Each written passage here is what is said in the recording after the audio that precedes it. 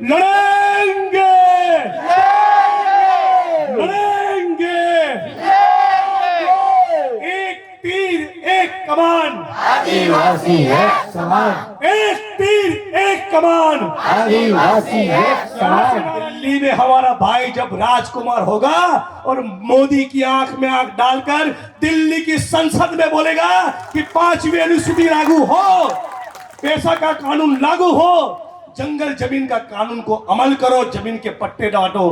पूरे इस भील प्रदेश के अंदर आपकी जिस प्रकार से पार्टी खड़ी हुई, पार्टी क्या मूवमेंट खड़ी हुई है, एक आंदोलन खड़ा हुआ है, एक इंकलाब खड़ा हुआ है, उससे मैं बहुत प्रभावित हूं। यही करिए कि पिछले 3000-5000 साल से हमारी जो गुलामी है, उस पूरी गुलामी का एक एक पाई का हिसाब करना है हमको साथियों। सभी सम्माननीय साथी, माफ कीजिएगा सभी साथियों का नाम नहीं ले पाएंगे, समय की भी एक मर्यादा रहती है। पूरा सम्माननीय मंच, भारतीय आदिवासी पार्टी, कांग्रेस पार्टी के हमारे सभी साथी, इंडिया अलायंस के सभी नेता, और जून के पहले सप्ताह में जिनका गुलाल उठने वाला है, ऐसे हमारे साथी राजकुमार रौत साहब, आप तमाम मेरी बहनें, माताएं, बुजुर्ग साथी, युवा क्रांतिकारी दोस्तों, अब तमाम लोगों को मैं गुजरात से चलकर आया हूं, और अब तमाम लोगों को मेरा क्रांतिकारी जय भीम, जय संविधान और जय जोहार आपको पेश करता हूं। साथियों, आज सबसे ज्यादा आनंद मुझे इस भील प्रदेश में आने का है। आइए जो मंच पर साथी आइए, उनका भी स्वागत करते हैं। जय जोहार। साथियों, मैं जब रास्ते से उदयपुर होके हुए यहां पर आ रहा था, तब मैं इस बात को लेकर बड़ा खुश था, क्योंकि ये वो धरती है, ये वो भील प्रदेश है जिसके आदिवासी कड़िया मजदूरों के खून और पसीने से पूरा गुजरात चमक रहा है, पूरा गुजरात चमक रहा है। यदि इस इलाके का कड़िया मजूर अपना पसीना नहीं बरसाएगा, यदि इस विस्तार का, इस भील प्रदेश का कड़िया मजूर, यहां का लेबर, यहां का आदिवासी अपना पसीना नहीं बहाएगा, तो गुजरात में ना मॉल बनेगा, ना मल्टीप्लेक्स बनेगा, ना शॉपिंग सेंटर बनेगा, ना टावर बनेगा, ना गुजरात की विधानसभा का मकान बनेगा। और इसीलिए पिछले 35-40 साल से गुजरात की एक एक इमारत में, गुजरात के एक एक मॉल पे, मल्टीप्लेक्स पे, सड़क पे, गुजरात की विधानसभा और सचिवालय के मकान के अंदर जिन तमाम आदिवासी कड़िया मजदूरों ने अपना खून और पसीना दिया है, उन तमाम आदिवासी साथियों को मैं प्रणाम करता हूं, मैं वंदन करता हूं, मैं सलाम करता हूं और दिल से अपना जय जोहार पेश करता हूं। साथियों, एक भी, राजकुमार जी, एक भी मेरी जनसभा गुजराती में नहीं मिलेगी आपको। आप सारा यूट्यूब देखिए, सारा मेरा फेसबुक निकाल कर देखिए, गुजरात की विधानसभा की डिबेट देखिए, गुजरात के और आपके डूंगरपुर के आदिवासी कड़िया मजूर और उनका जो दर्द है, उनकी जो तकलीफें हैं, उनका जो श्रम है, उनका जो पसीना है, उसके बारे में मैं ना बोला हूं, इसी मेरे को आपकी एक स्पीच नहीं मिलेगी। पूरा गुजरात इस इलाके के आदिवासी भाई बहनों का आपका ऋणी है, और हम जब तक जिंदा है तब तक जीवन में कभी आपका साथ नहीं छोड़ेंगे।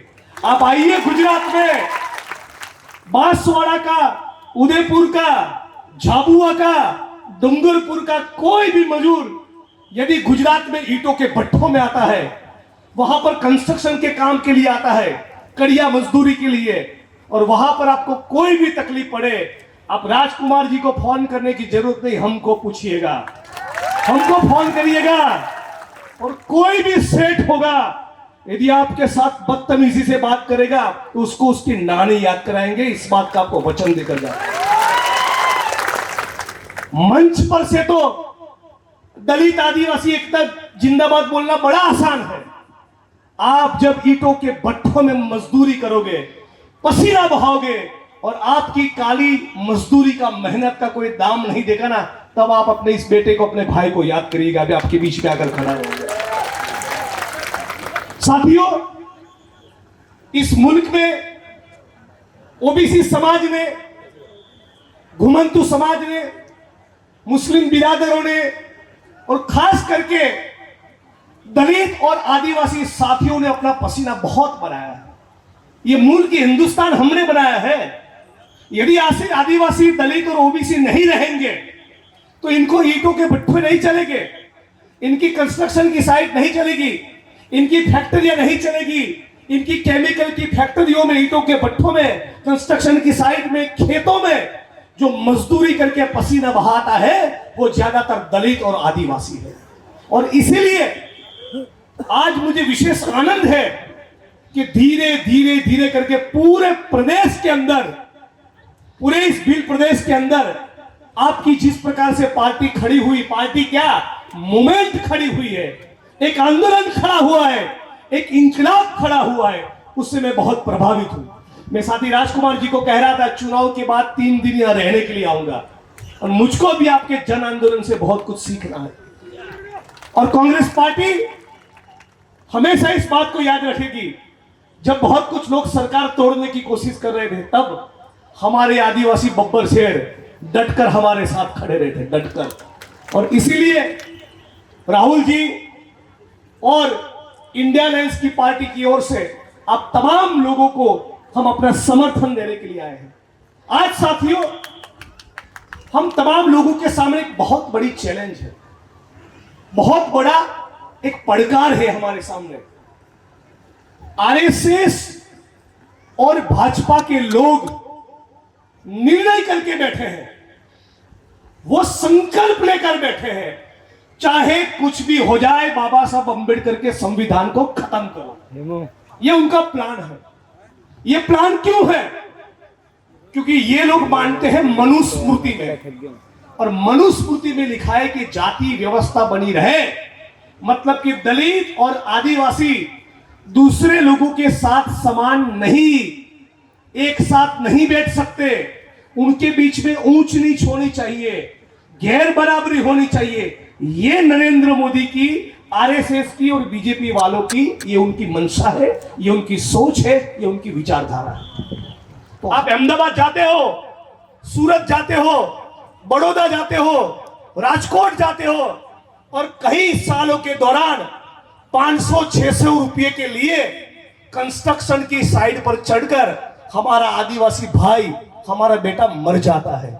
ऐसी एक जगह पर कभी आपने नरेंद्र मोदी को देखा? गुजरात को चमकाने जाते हो, किसी का महल बनाने जाते हो, किसी की सड़क बनाने जाते हो, फ्लाईओवर बनाने जाते हो, लेकिन आपके पसीने की, आपकी मेहनत की इस नरेंद्र मोदी, आरएसएस और भाजपा को कोई कीमत नहीं। इनका बस चलेगा तो ये शब्द मेरा याद रखिएगा, सारे लोग सुन रहे हैं ना, यदि मोदी, आरएसएस और भाजपा का बस चला, ये आपका जंगल, जमीन और पैसा का कानून खत्म करेंगे। ये लिख के रखो, ये मैं पूरी जिम्मेवारी के साथ कहता हूं। जो लोग बाबा साहब अंबेडकर के संविधान में ही नहीं मानते, जो बाबा साहब के संविधान को ही खत्म करना चाहते हैं, उनके लिए एक कानून को खत्म करना कोई छोटी बात नहीं। तो बात केवल राजकुमार जी को चुनाव जिताने की नहीं, राजकुमार जी तो चुनाव जीत चुके हैं, लेकिन उनके साथ साथ हमारी जमीन पर ये जो पकड़ बनी है ना, उस पकड़ को मत छोड़िए। और दलितों से, मुसलमानों से, ओबीसी समाज से, घुमंतु समाज से, कहीं कोई भी जाति और धर्म का किसान हो, कोई भी जाति और धर्म का मजदूर हो, उन सब के साथ मिलकर एक ऐसी ताकत खड़ी करिए कि पिछले 3000 5000 साल से हमारी जो गुलामी है, उस पूरी गुलामी का एक एक पाई का हिसाब करना है हमको साथियों। तो साथियों, और भी वक्ता है, ज्यादा समय नहीं लूंगा, बहुत बात आपके बीच में की, मैं दोबारा भी आपको मिलने आऊंगा, लेकिन आप तमाम साथियों को हाथ जोड़ के एक ही अपील करता हूं, इंडिया अलायंस के हमारे साथी मेरे भाई राजकुमार जी भारी मतों से जीते और आप उसके लिए घर घर जाके वोट मांगेंगे, वोट भी देंगे, नोट भी देंगे, और जब तक चुनाव पूरा नहीं होता तब तक बूथ छोड़ना नहीं। यदि कोई गुजरात गया है, कोई बड़ौदा गया है, उसको फोन करके हाथ जोड़कर खुद राजकुमार जी बनकर आप वापस बांसवाड़ा बुलाओ, डूंगरपुर बुलाओ, उसका वोट करवाओ। दिल्ली में हमारा भाई जब राजकुमार होगा और मोदी की आंख में आंख डालकर दिल्ली की संसद में बोलेगा कि 5वीं अनुसूची लागू हो, पैसा का कानून लागू हो, जंगल जमीन का कानून को अमल करो, जमीन के पट्टे बांटो, तब हमको पता चलेगा कि कितना बढ़िया भाई। ये नेता नहीं है, नेता है। मैं तो उनको ये बोल रहा था, ये मंच क्यों बनाया भाई? आपकी तो परंपरा है नेताओं को नीचे बिठाते, हम भी नीचे बैठते, नीचे बैठ के आपके साथ मकाई का बाजरे का रोटला खाते, क्या बात है, और मजा आता। तो ये नेता नहीं है, आपका बेटा है, लड़ाई लड़कर बाहर निकला है, संघर्षों से तैयार हुआ है। तो आप तमाम बहनें माताएं, आपका आशीर्वाद उनके साथ है, ये आशीर्वाद बना रहे, हमारा आंदोलन और भी तेज हो और दलित, आदिवासी, ओबीसी, किसान, मजदूर सब साथ में मिलकर लड़े, गरीबों की लड़ाई लड़े, वंचितों की लड़ाई लड़े, मजदूरों की लड़ाई लड़े। इन्हीं शब्दों के साथ अपनी वाणी को विराम देता हूं। मैं कहूंगा लड़ेंगे, आपको कहना है जीतेंगे, कहेंगे ना? 2-4 नारे हो जाए मेरे साथ, लड़ेंगे, लड़ेंगे। ये आवाज तो उदयपुर भी नहीं जाएंगे, दिल्ली पहुंचानी, दिल्ली दोनों हाथ खड़े करके लड़ेंगे, लड़ेंगे। एक तीर एक कमान, आदिवासी एक समान, एक तीर एक कमान। आदिवासी एक समान। नारा नहीं आ रहा है, नहीं चलेगा, तब तक मैं माइक नहीं छोड़ूंगा। एक तीर एक कमान,